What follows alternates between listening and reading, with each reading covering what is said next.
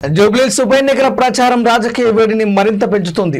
బంజారాహిల్స్ లో కాంగ్రెస్ ప్రభుత్వం కూల్చివేసిన పెద్దమ్మ గుడిని జూబ్లీహిల్స్ లో బీజేపీని గెలిపిస్తే పునర్నిర్మిస్తామని కేంద్ర హోంశాఖ సహాయ మంత్రి బండి సంజయ్ సంచలన ప్రకటన చేశారు. బీజేపీ అభ్యర్థి నామినేషన్ ర్యాలీలో పాల్గొన్న ఆయన ఈ కీలక వ్యాఖ్యలు చేశారు. కాంగ్రెస్ బీఆర్ఎస్ ప్రభుత్వాలు ఈ బస్తీల అభివృద్ధిని పూర్తిగా గాలికి వదిలేశాయని ఆయన తీవ్రంగా విమర్శించారు. జూబ్లీహిల్స్ ఉప ఎన్నికల్లో కాంగ్రెస్ బీఆర్ఎస్ పార్టీలు కుమ్మక్కాయని బండి సంజయ్ ఆరోపించారు. జూబ్లీహిల్స్ లో ముస్లిం ఓట్లు ఎక్కువగా ఉన్నాయి అనుకునే ఎంఐఎం జూబ్లీహిల్స్ లో ఎందుకు పోటీ చేయడం లేదో చెప్పాలని ఆయన సూటిగా ప్రశ్నించారు.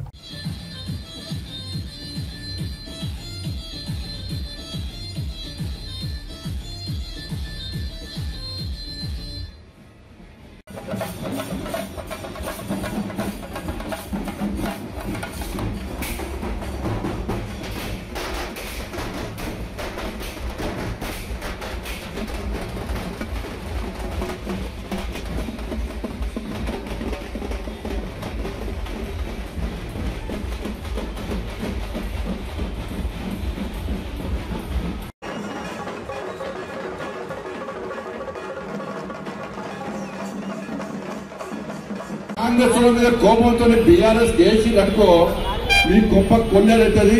ఎందుకంటే వాళ్ళిద్దరు గెలిస్తే ఇందులో చేసింది ఏంది అంటే ఇక్కడ పెద్ద పెద్ద బిల్డింగ్లకు పర్మిషన్లు చూడు, వాళ్ళ దగ్గర కమిషన్ ఇప్పుడు కాస్ట్లీ ల్యాండ్ కబ్జా చేసుడు తప్ప వీళ్ళు వాళ్ళు చేసింది చేయలేదు.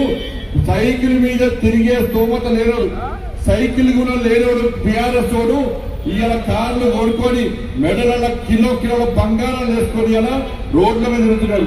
మొదటిదాకా ముడత చెట్టుకొని మూలకున్న కాంగ్రెస్ వాళ్ళు ఇలా కార్లు తిరిగి కబ్జాలు చేసి మనం దోచుకోవడానికి సిద్ధమయ్యారు. కాబట్టి మళ్ళీ కోరుతున్నాను, వాళ్ళిద్దరు కలిసి తెలంగాణ రాష్ట్రాన్ని వాళ్ళు ఏ విధంగా దోచుకున్నారో వీళ్ళు అదే విధంగా దోచుకోవడానికి సిద్ధమయ్యారు. మేము మా కిషన్ రెడ్డి గారి నాయకత్వంలో అభివృద్ధి పేరుతో మేము వస్తున్నాం. ఇలా వాళ్ళిద్దరు మతం పేరుతోని మిమ్మల్ని మోసం చేయడానికి వస్తున్న విషయాన్ని ఒక్కసారి నియోజకవర్గంలోని ఓటర్ మహాసంఘం గుర్తియాలి. ఇలా వాళ్ళందరూ బీఆర్ఎస్ పార్టీ 10 సంవత్సరాల్లో 3,000 ఇస్తున్న ఆడోళ్లకు ఎక్కడైనా 3,000 ఆడోళ్లకు పెన్షన్ ఇచ్చిందా ఒక్కసారి చెప్పండి. ఇలా కమ్యూనిటీ బోనాలు కట్టిస్తున్నారు, అవి లేవు. ఉద్యోగాలు ఇస్తున్నారు, అవి లేవు. మొత్తం రోడ్లు వేస్తున్నారు, అవి ఇలా బీఆర్ఎస్ పార్టీలు.